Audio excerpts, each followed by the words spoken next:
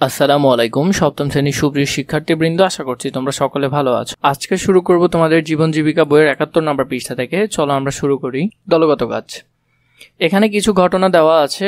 দলের সদস্যরা মিলে ঘটনাটি ভূমিকা অভিনয় করে দেখাও। ঘটনাগুলো পড়ে দলগত আলোচনার মাধ্যমে পাশের বক্সের প্রশ্নগুলোর উত্তর লেখো। এনাম সাহেবের একটি স্মার্টফোনের শখ। টাকা জমিয়ে তার এক বন্ধু রাসেলকে সঙ্গে নিয়ে তিনি স্মার্টফোন কিনতে বের হলেন। ভালো মোবাইল ফোন কোথায় কম দামে পাওয়া যায় তা রাসেল জানেন। বন্ধুর কথায় এনাম সাহেব খুশি হয়ে সেখানে নিয়ে যেতে বললেন। সেখানে যাবার পর এনাম সাহেব বললেন, মোবাইল ফোনগুলোর দাম সত্যিই অনেক কম, কিন্তু কোনো ফোনেরই ওয়ারেন্টি কার্ড নেই, আসল বক্স নেই। তিনি বুঝলেন এখানে চোরাই মোবাইল ফোন বিক্রি করা হয়। তিনি মোবাইল ফোন না কিনে ফিরে আসলেন। পরদিন প্রকৃত দাম দিয়েই তার শখের মোবাইল ফোনটি কিনলেন। এনাম সাহেবের সিদ্ধান্তকে তুমি কি সমর্থন করো? যদি হ্যাঁ হয় তাহলে কেন? হ্যাঁ, এনাম সাহেবের সিদ্ধান্তকে আমি সমর্থন করি, কারণ তিনি আর্থিক লেনদেনের ক্ষেত্রে নৈতিকতা অনুসরণ করেছেন। তিনি তার বন্ধুর কথায় কাগজপত্র ছাড়া অবৈধ মোবাইল ফোন না কিনে মার্কেট থেকে নতুন মোবাইল ফোন ক্রয় করেন।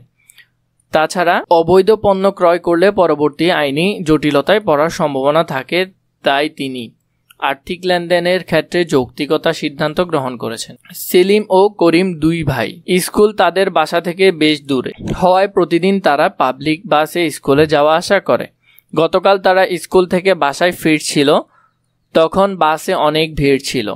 বাসের কন্ট্রাক্টর তাদের কাছে ভাড়া চাইলে তারা তা পরিশোধ করে দেয়। তাদের সামনে তাদের স্কুলে পড়ে 3 জন বড় ভাই যাচ্ছিল। তারা ভাড়া পরে দিবেন বলে কন্ট্রাক্টরকে জানালো। কন্ট্রাক্টর অন্যদের নিকট হতে ভাড়া তুলতে ব্যস্ত হয়ে পড়েছেন। কন্ট্রাক্টর অন্যদের নিকট থেকে ভাড়া তুলতে ব্যস্ত হয়ে পড়লেন। বাসটা যখন কদমতলা এসে থামলো, তখন বাস থেকে অনেকেই নেমে গেলেন।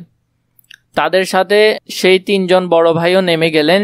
সেলিম লক্ষ্য করলো যে বড় ভাইরা বাসের ভাড়া না দিয়েই নেমে গেছেন। বাসের ভাড়া প্রদান নিয়ে স্কুলের বড় ভাইরা যা করেছে তা কি তুমি সমর্থন করো? তোমার বক্তব্যের পক্ষে যুক্তি দাও। স্কুলের বড় ভাইয়ারা যা করেছে তা আমি কোনোভাবেই সমর্থন করি না, কারণ তারা বাসে চড়ে ভাড়া না দিয়ে নেমে যায়। এর ফলে বাস কন্ট্রাক্টরের আর্থিক ক্ষতির সম্মুখীন হয়েছে, যা আর্থিক লেনদেনের নৈতিকতা বিরোধী কাজ। তাদের উচিত ছিল বাস কন্ট্রাক্টরকে ভাড়া প্রদান করে বাস থেকে নামা।